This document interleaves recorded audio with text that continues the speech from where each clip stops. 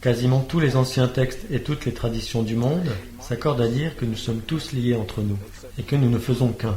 Ils affirment que nous sommes unis les uns aux autres, mais que nous sommes aussi indissociables du monde et faisons partie intégrante de la Terre et de ses changements.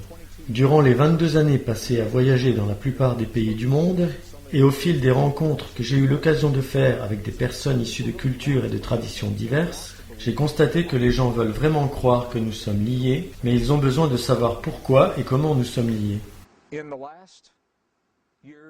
À la fin du XXe siècle et maintenant au début du XXIe siècle, la science a permis à ceux qui ont besoin d'un raisonnement logique avant de croire, de faire justement ce lien et de voir de quelle façon nous sommes connectés au monde et comment nous l'influençons. Mais également comment en honorant cette connexion à travers notre cœur, nous avons la capacité de littéralement influencer les champs magnétiques de notre planète et par conséquent notre vie, notre santé et notre bien-être physique. Ces choses sont en effet liées au champ magnétique de la Terre.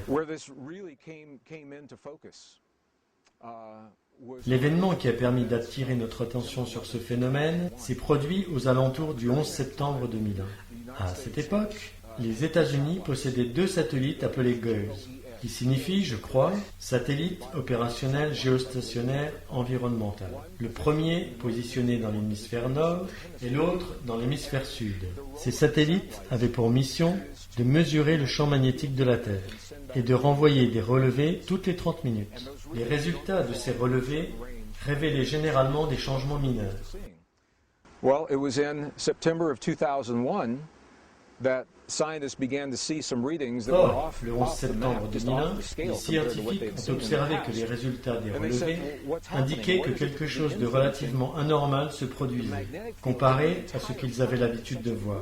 Ils se sont alors interrogés sur ce qui pouvait bien influencer à ce point le champ magnétique de toute la Terre, et pourquoi ils obtenaient ces pics anormaux sur leur schéma satellitaire, du jamais vu auparavant. Ils ont comparé ces schémas avec d'autres obtenus auparavant et, tenez-vous bien, ils ont remarqué que les pics ont apparu au cours du mois de septembre 2001 et que le premier pic était apparu plus précisément 15 minutes après l'explosion du premier avion dans la première tour du World Trade Center. Now the reason this is so important to a scientist is because for 300 Cette découverte est si importante pour les scientifiques parce que notre science est en effet basée depuis 300 ans sur 2 hypothèses erronées.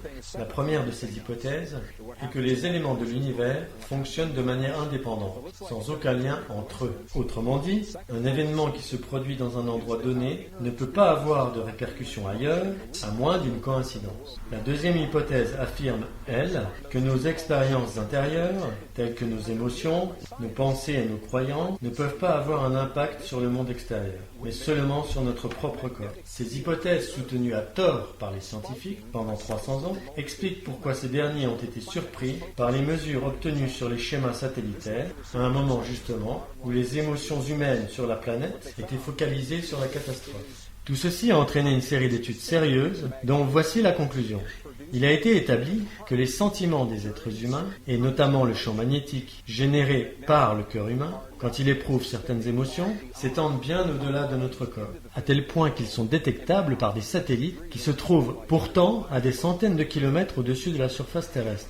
This has led to a number of studies now showing that when a certain number Il a aussi été démontré que lorsqu'un groupe de personnes décide de se mettre ensemble pour créer une émotion bien spécifique dans leur cœur, cette émotion est capable d'influencer littéralement le champ magnétique qui maintient la vie sur Terre. fields are now implicated in everything from the immune response of humans. Ce champ magnétique a des effets aussi bien sur la réaction immunitaire des êtres humains que sur la météo, les tendances climatiques, les cycles de guerre et de paix, notre aptitude à résoudre des problèmes ou nos propres capacités cognitives. Et même si de prime abord, ces choses semblent n'avoir aucun lien entre elles, elles sont entièrement liées au champ magnétique terrestre. Ce qui est remarquable, c'est que chaque être humain est relié à ce champ et bénéficie de cette relation sans forcément en avoir conscience. En effet, relativement peu de personnes perçoivent ce lien. And the bottom line is this, is that when we choose to feel feelings that create what is called coherence in our bodies. Ce qui compte, c'est de chercher à ressentir des sentiments qui créent l'harmonie dans nos corps. L'harmonie est le véritable langage de communication entre le cœur et le cerveau. Certaines émotions qui viennent du cœur et qui sont générées par des sentiments de tolérance, de gratitude, de pardon, d'attention accordée aux autres ou de compassion, ces émotions-là ont toujours fait partie des recommandations faites par les traditions les plus authentiques et les plus anciennes. Or, les scientifiques s'accordent à dire désormais que ces traditions avaient raison de dire que ce que nous ressentons dans notre corps se reflète dans le champ magnétique pour le profit de tous. La question qu'on se pose souvent est de savoir si nos émotions peuvent être mesurées. Ce que la science tend à prouver maintenant, c'est que les émotions affectent le champ de notre propre cœur. En effet, le cœur humain est considéré comme le plus puissant générateur électrique, mais aussi magnétique du corps. C'est important, car on nous a toujours dit que le cerveau était le lieu où nos actes prennent naissance. Le cerveau possède un champ électrique et aussi un champ magnétique, mais ces champs sont relativement faibles comparés à ceux du cœur. Le champ électrique de ce dernier est environ 100 fois plus puissant que celui du cerveau, tandis que son champ magnétique est 5000 fois plus important. 5000 fois, vous vous rendez compte?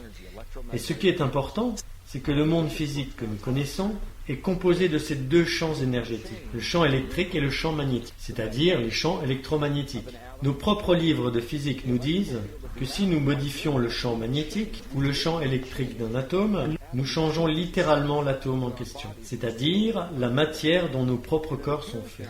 Or, il apparaît que le cœur est conçu pour agir aussi bien sur les champs magnétiques et électriques de notre corps que sur ceux du monde qui nous entoure. Et ce sont les émotions créées dans le cerveau et dans le cœur qui sont responsables des modifications créées dans les champs électromagnétiques. Well, I've had many questions from people asking me how these discoveries relate to what is now known as the law of attraction. At a very high level, in broad brushstrokes, on me demande souvent en quoi ces découvertes sont liées à ce que nous appelons la loi de l'attraction. Pour faire court, elles peuvent nous fournir un aperçu de cette relation.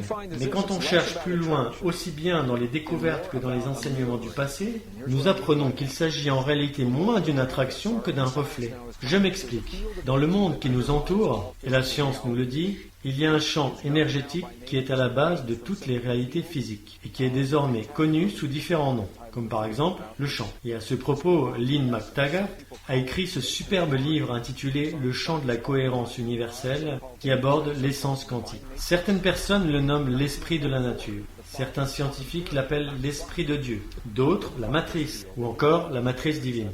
En 1944, le fondateur de la théorie des quantas, Max Planck, identifia ce champ qu'il appela la matrice. Et c'est de là que vient ce mot. Ce que nous commençons à comprendre, c'est que lorsque nous créons des sentiments par rapport à ce que nous choisissons d'expérimenter dans nos vies, comme par exemple lorsque nous choisissons de façon consciente d'avoir une relation parfaite ou l'abondance dans notre vie, ou d'obtenir notre propre guérison, ou celle des personnes qui nous sont chères, lorsque nous créons ces sentiments, donc, ces derniers modèlent les champs magnétiques et électriques de notre cœur, et modifient littéralement les éléments de cette essence quantique, ou cette soupe quantique si vous voulez, permettant ainsi au schéma que nous avons créé dans notre cœur de se manifester dans le monde physique.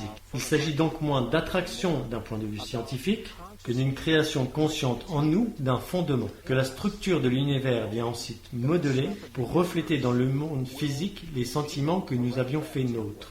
In the world around us to simply mirror reflect what we've claimed. In other words, en d'autres termes, et comme on l'a déjà entendu dire, nous devons être dans notre vie cela même que nous voulons voir se manifester dans le monde.